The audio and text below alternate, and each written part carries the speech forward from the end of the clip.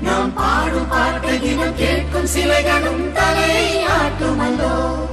சந்தோஷ சாரதினம் ஜன்ம தேடி வர செய்யும் சொந்தமல்லோ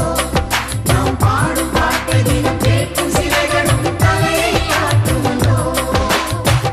அழகான சின்ன தேவதை அவள் தானே எங்கள் புன்னகை